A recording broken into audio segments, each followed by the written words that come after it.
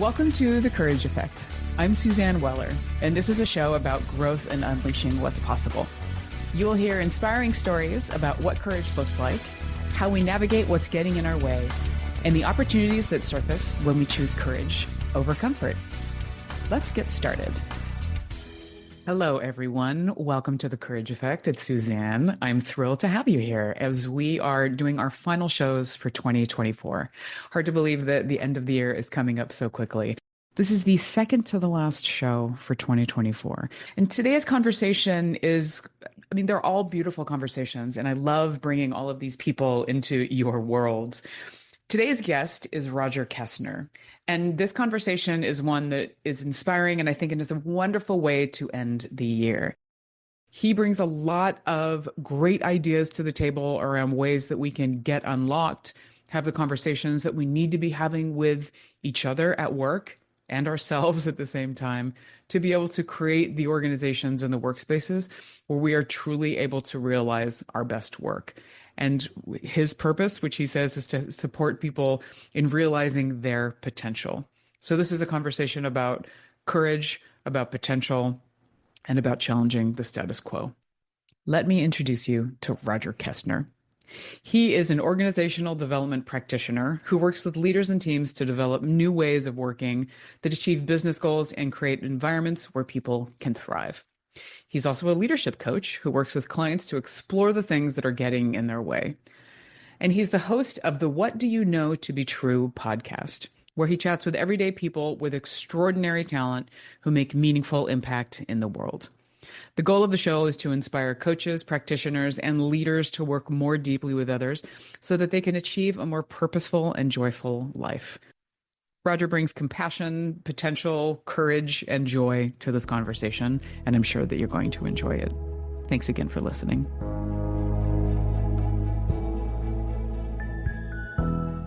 Roger, a pleasure to have you here. Welcome to The Courage Effect. Thank you so much for having me. I've been looking forward to this conversation for a long time. Thank you, as have I. And I've been listening to your podcast, and obviously we have some overlap in our professional worlds. Let's start with hearing a little bit about your definition of courage, and then I'll weave you into some of your work and how courage shows up for you on a day-to-day basis. Yeah, I love that. So the first definition I work with is kind of similar to bravery, like doing something even though it scares you because you know it's the right thing to do. And in talking with a friend recently, she introduced another definition that's slightly different, but I still really, really love it. And she attributed it to Guru Singh. And it's, courage is loving something more than yourself. Beautiful. And I think there's elements of that are very true. That I find that when I am in service of my purpose, then these things that are, other people might say that I do that are courageous, don't feel like they're courageous because there's not friction there. I might acknowledge that there's some threat, there's some risk, but I know they're the right thing to do. So I'm all game to do them. Talk to me more about your purpose. So my purpose statement is I am unlocking my potential when I'm working with others to unlock their potential.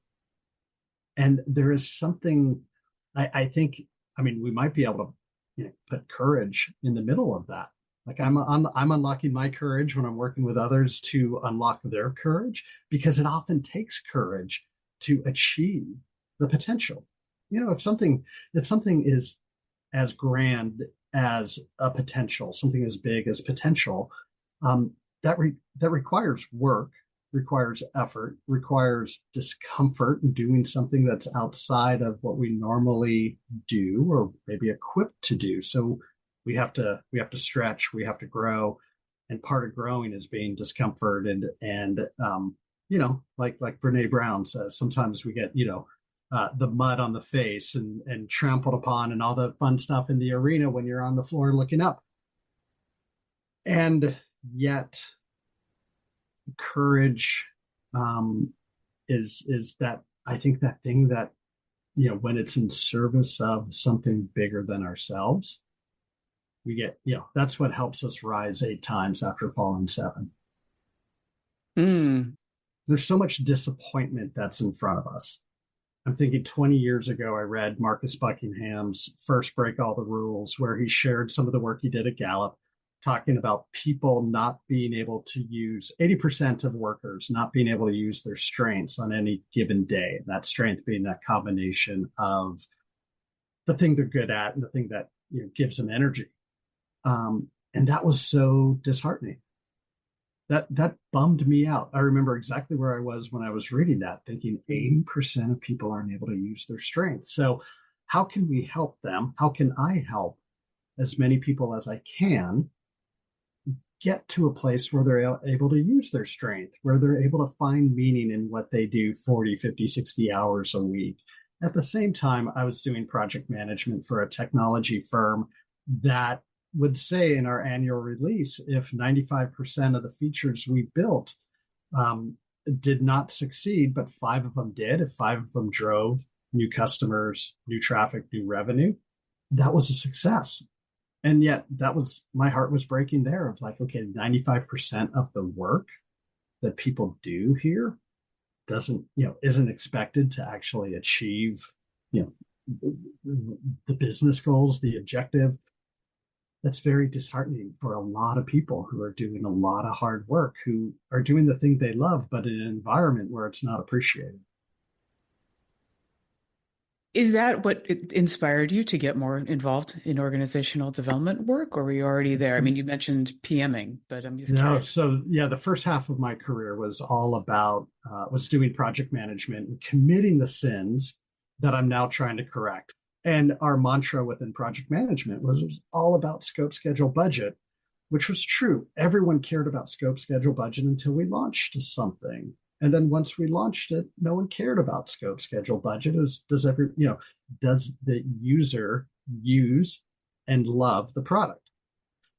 So then I was like, oh, user adoption is really important. Well, what does it take to get users to adopt the product? And it was often, you need to get users involved in helping you identify what are the problems to solve. Then you're kind of like, it's kind of like cheating in a way. You're gaming the system of, hey, if the people whose success is your project's success is dependent on these people loving the product you build, well, how do you get them to love it at the start? And if you can do that, you're more likely to have your sponsors, your bosses very happy because you've figured out how to game the system. So then we're producing successful projects. Okay, now the people who are working on my teams are much more fulfilled because the projects we build have a high level of adoption and therefore it's a successful project. The people I'm working for are happy because they're successful, and the people we're introducing product to, they're happy. And I started thinking, okay, well, why don't we do more of that? So that led to change management, that led to team effectiveness, that led to org design.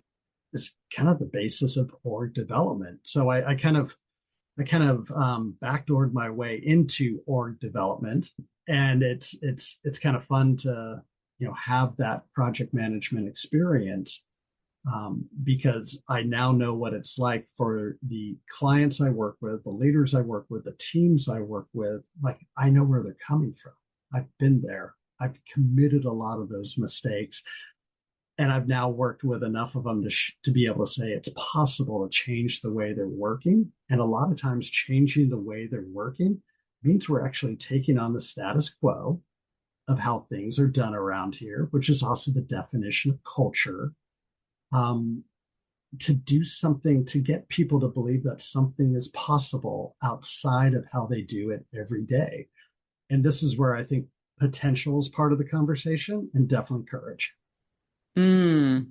Okay, so you said one of my a big word for me, a buzzer word, which is status quo. I guess 2 words. Mm. Um, and it's interesting that you said status quo is culture, because sometimes I think a culture's, yes, I mean it is operationalizing and sort of normalizing a set of behaviors and actions and thinking.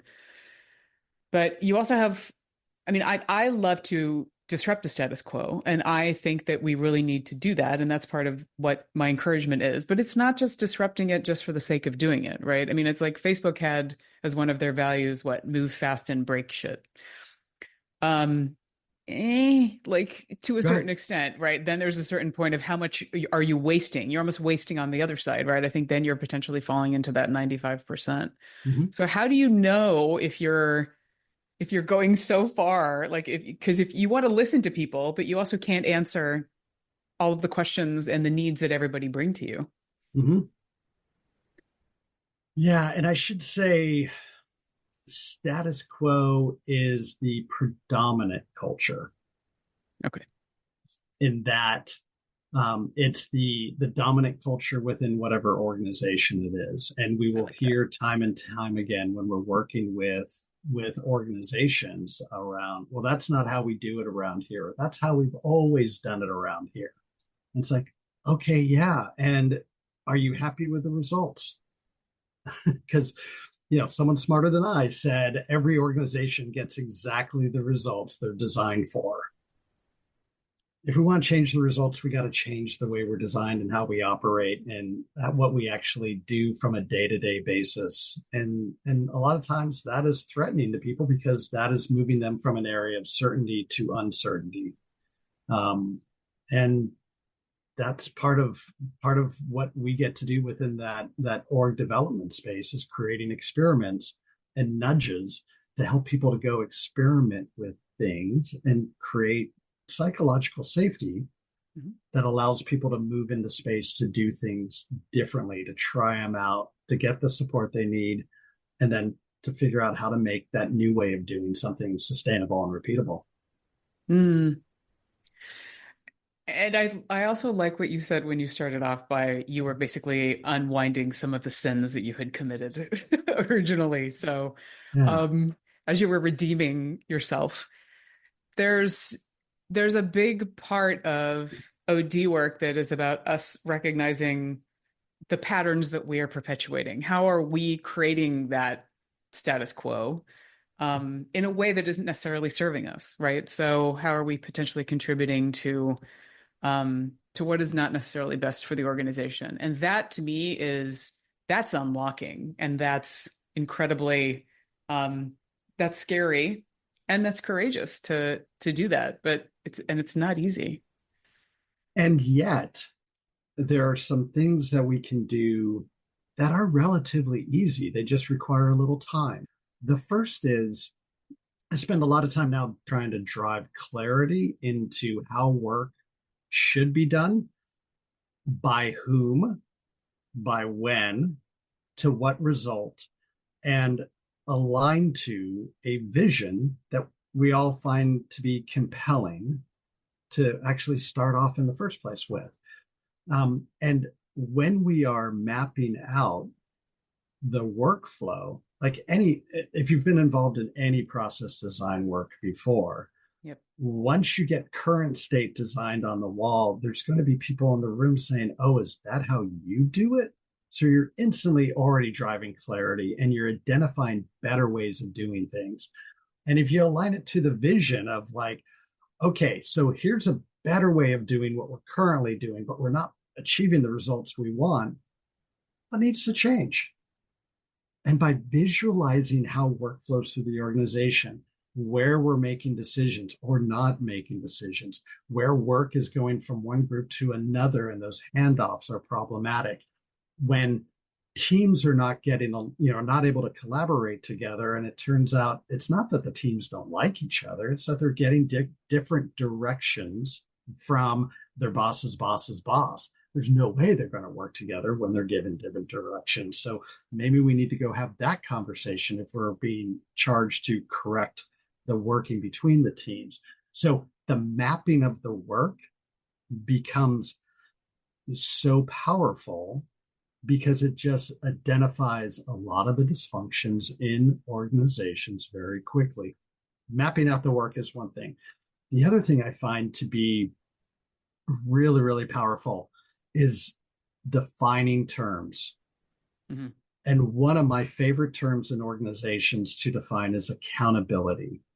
time and time again, I'll hear leaders say, we need to hold each other accountable, or we need to build accountability into the system. It's like, okay, when you say accountability, what do you mean? Because if there's 10 people in the room, we probably are dealing with 11 different definitions, all based on everyone's background and experience. Some of those backgrounds are going to be very positive and generative. Some of them are going to be really bad. And so, do we want to like shit hammer someone when they make a mistake? Or do we want to let someone make a mistake, identify that they made a mistake, identify their contribution to that mistake, and come up with a way of solving that mistake so they don't make it again and they can learn from the experience?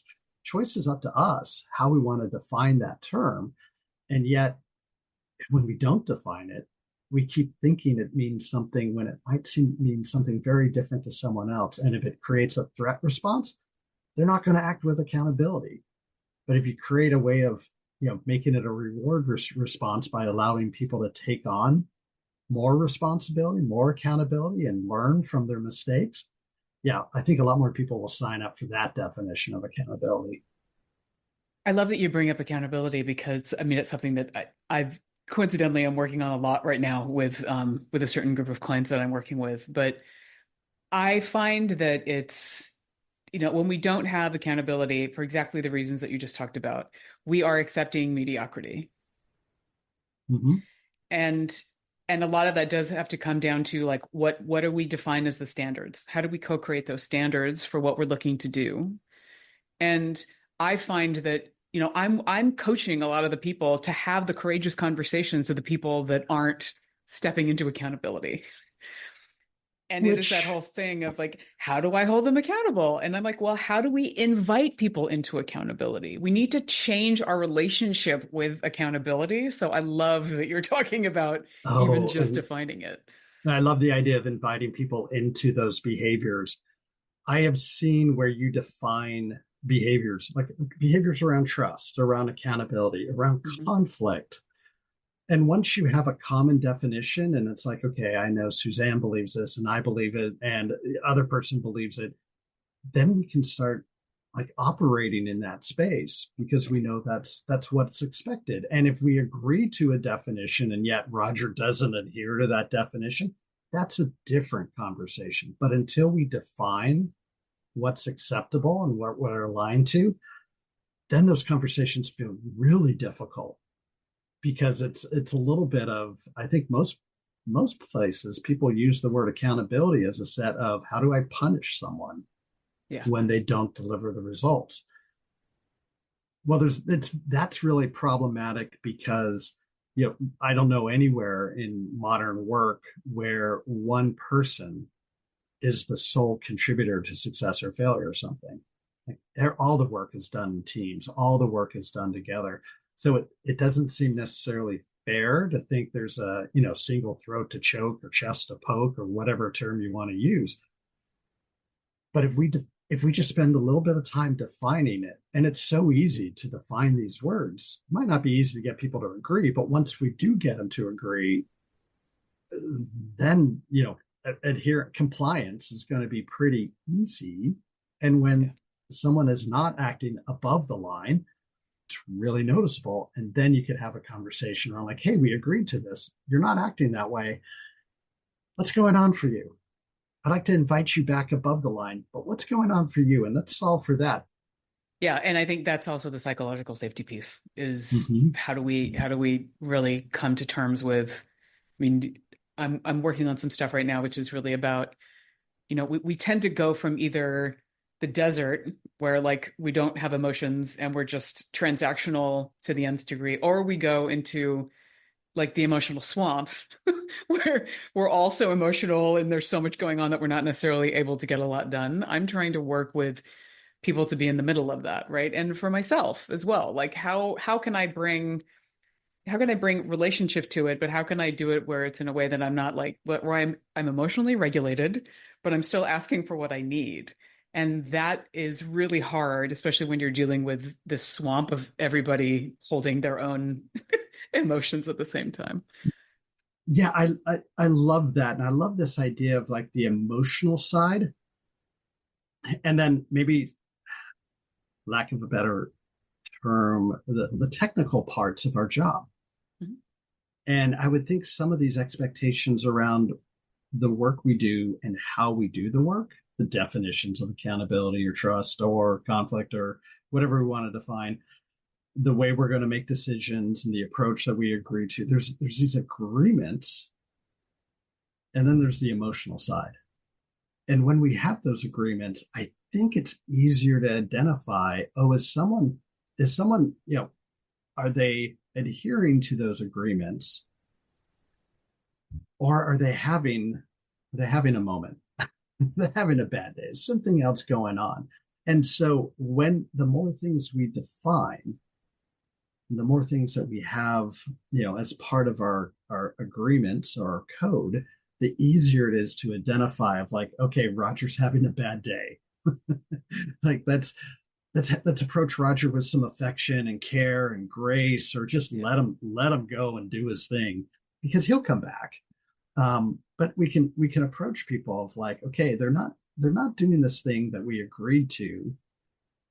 That means something. But if we don't have it defined, it's okay. Does Roger just not know how to be accountable? Does Roger not know what our agreements are? Does Roger not know how the way we do things around here? Is he being a an adverse agent to our culture?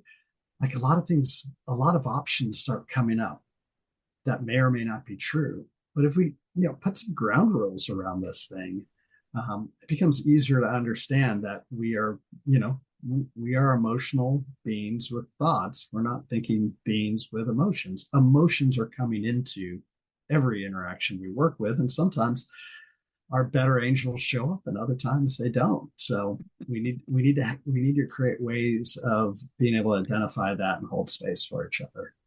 Yeah, very well said. Very well Oh, said. thank you. Where does courage come into that? So with my purpose, I know I need to have conversations with leaders about this. I know I need to have facilitated conversations amongst teams to be able to talk about, these, either in the definition of these agreements or when there's been a violation of that agreement. And so I, people will tell me sometimes the things I do feel very courageous. And for me, it's like, no, no, no. I needed to tell that leader that they had spinach in their teeth or the equivalent of that, because that's going to help them show up better and work better with their leadership team, which is going to have impacts across the whole organization. So that, for me, it's really easy to do. But where courage shows up is for that leader to be able to receive that perspective, that feedback, and to be able to, make the choice of what they're going to do with it. And so when I can acknowledge, when I'm aware of what I'm doing, when I'm giving feedback, when I'm, telling them that they have spinach in their teeth, I need to be aware that they're having a moment that they can choose courage, or they can choose to be defensive.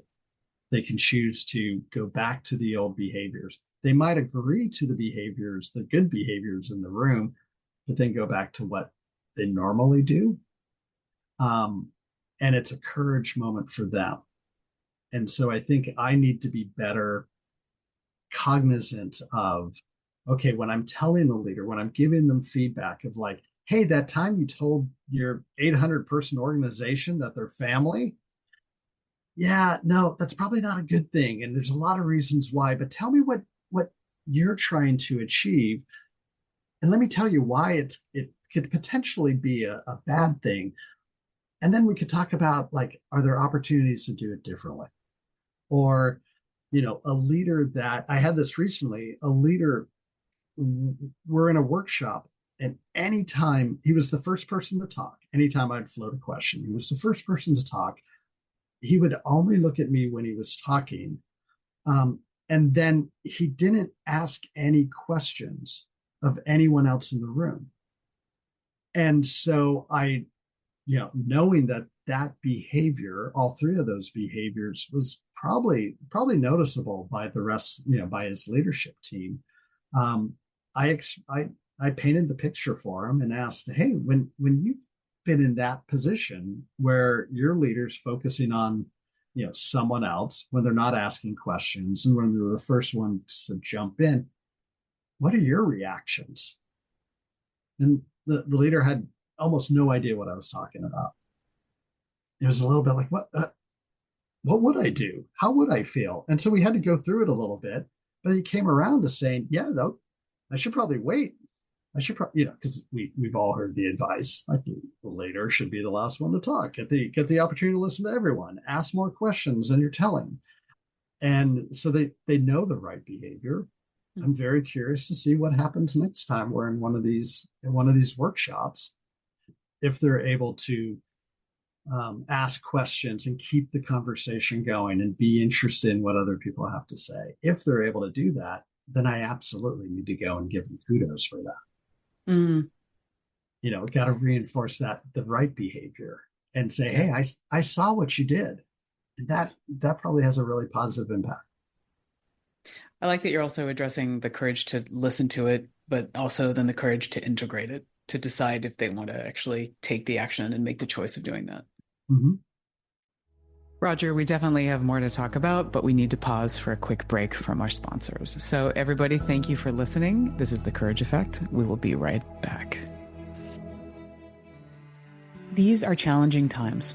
Sometimes it can take a good dose of courage just to get out of bed. When life becomes hard, it's vital we seek support from trusted, experienced people. If you're going through a hard time, working with a therapist can give you tools to approach your life in a very different way. And that's why I'm excited to tell you about today's sponsor, BetterHelp. BetterHelp's mission is to make therapy more affordable and accessible. It's an online platform where you can be matched with a professional therapist in as little as a few days. You can find out more information and get matched with a therapist at BetterHelp, that's HELP.com/courage. Visiting this link both supports this show and gets you 10% off your first month of BetterHelp. So if you're struggling, consider online therapy with BetterHelp.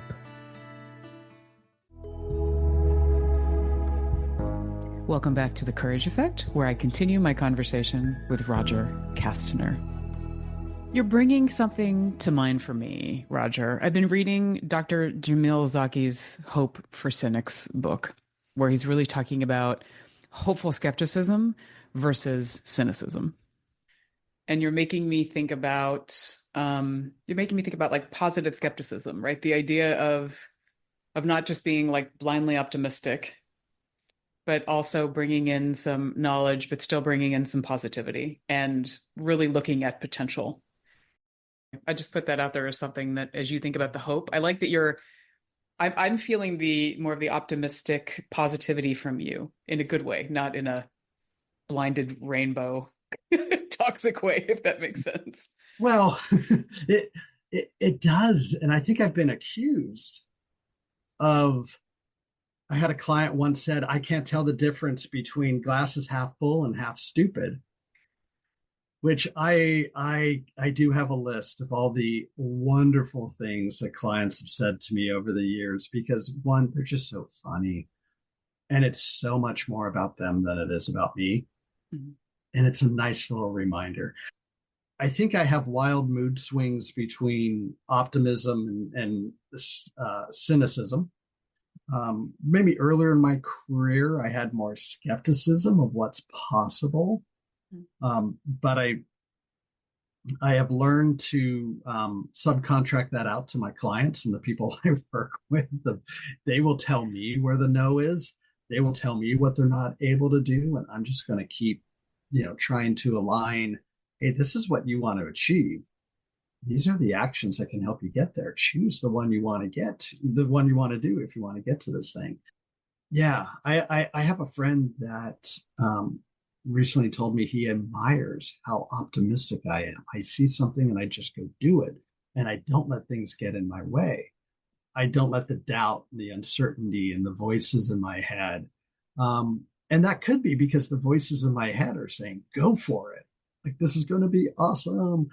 And And maybe, there's probably a couple people in my life that appreciate if I did have a couple gremlins in my head saying, maybe you need to stop and think about before you jump in there. I know about a year ago, I started a new job. I started a coaching program, and I started the podcasts that I host all in basically the same week. Wow. And starting wasn't a problem. But now I found myself in what, Joseph Campbell would refer to as the messy middle of all those things. It's like, okay, how do we sustain momentum in the middle? It's easy to start. And so there's a little bit, I'm going through this process of like, am I still hopeful on these? Am I still optimistic about all three? Yeah, more so than others for one of the venues versus the other. But I still see potential in all of them, and that I think that's the thought I have when I get out of bed in the morning of like, what's the potential? What's going to drive joy for me and the people I work with? And how can I show up in the best way to serve the people I work with? Because that's the best way to serve myself.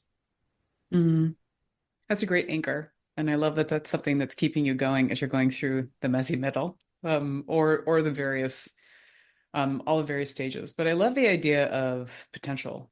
What potentially can come of this? And how do we Mm-hmm. open up to what it might be? And I'm curious for you. So your podcast is called What Do You Know to Be True? Talk to me a Yeah. little bit about that, because that to me, there's definitely potential in there. And as I listen to it, but I'd love to hear you talk a little bit more about the podcast. So the name "What Do You Know to Be True" actually came out of, it was a conversation at book club where one of our members was just sharing like some really like hard things going on in their life. And then one of my dearest, closest friends asked this person, "What do you know to be true?" And I'm shocked, like, wide eyed, mouth agape. How could you ask that question? This person just told you like some really hard things that they're dealing with, and you're asking them, what do they know to be true? Like, what's wrong with you? This is all in my head. And in the like half second, all those thoughts are going in my head.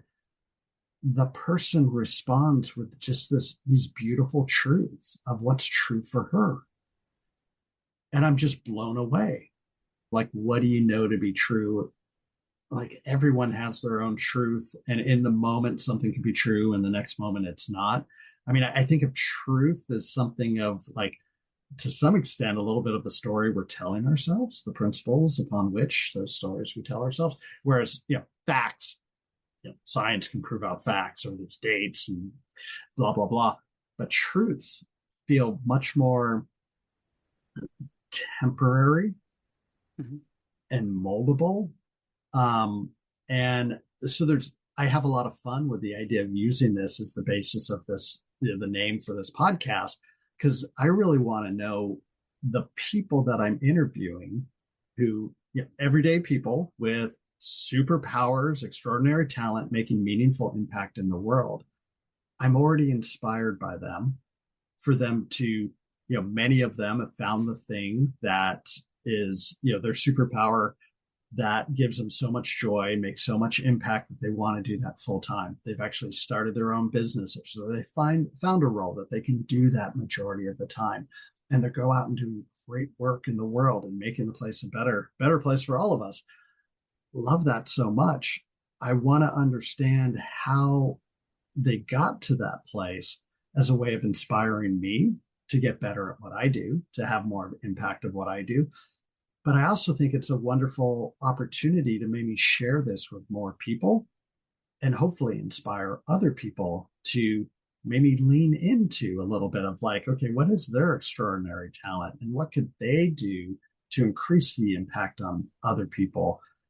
I find that this podcast is a way of just amplifying these everyday people, extraordinary talent, making meaningful impact, talking about purpose. And so the first year has really been focused on purpose. And then it was like, okay, purpose is like a North Star. Purpose is definitely a journey, not a destination, but it's really directional. We already got the superpower. Like, okay, what else does it take with that superpower for one to achieve self-actualization or to live into their potential?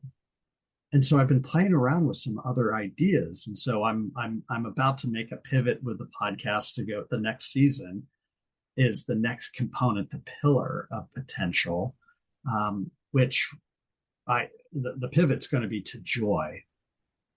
And joy not only being an outcome, but to actually be a motivator.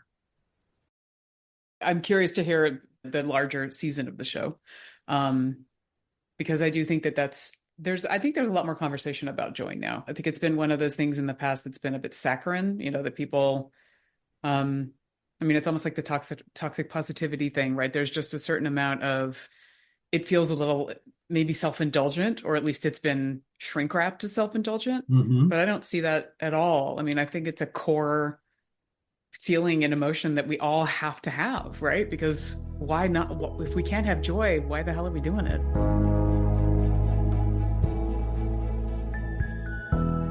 As we wrap up this larger conversation, thank you for bringing a real powerful, I believe, dialogue around bringing more courage to work and bringing more potential at the same time as a result of that. And you really making that your life's work of looking at in yourself and with other people and bringing that every day, because that is not easy to do. But I appreciate you doing the work, bringing it, having the conversations in order to hopefully stoke the fires that make that happen, as opposed to just knowing that it's going to happen, because there's influencing that happens and there's faith that I think happens in that, and hard work. Well, thank you very much. And thank you for the work you're doing here on the Courage Effect, because I truly believe so much more is possible when we act with courage. And when we see people sort of turn that corner from acting out of threat to acting with courage, we see them thrive more. And it is contagious when we see other people acting with courage. So this big question, there's sort of the mental exercise of what would you do if you weren't afraid? Which is another way of saying, what would you do if you were courageous in this moment? And I think we would all live more fulfilled, valuable, joyful, meaningful lives. And the impact it has on others just seems, love the whole notion of the Courage Effect, because I think it does ripple outward. Love the work you're doing. And thank you so much for having me on today. Thank you, Roger. Right back at you. And I'll make sure that I get all of your podcast and everything else in the show notes. And you keep doing the show, because I'm really enjoying it. So thank you for being here. Thank you for a great conversation. You're welcome. Thank you. I really appreciate it. The Courage Effect is brought to you by Weller Collaboration. If you're looking to enhance your leadership skills or get more comfortable with change, please reach out to us. Our team of coaches, advisors, and consultants would love to help you get out of your comfort zone, operate in a braver brain space, and achieve even more amazing results. More information about Weller Collaboration is available in the show notes. Please spread the word about the Courage Effect. Rate and review on your favorite podcast platform, and we would love for you to share with your colleagues, family, or anyone in your universe who could use a good dose of courage. If you have feedback or would like to apply to be a guest, please reach out to us via our website, thecourageeffect.com. Lanny Mathers is our producer. Dave Nelson composed our theme music. Alex Sandyforth is our administrative maven, and I'm your host, Suzanne Weller.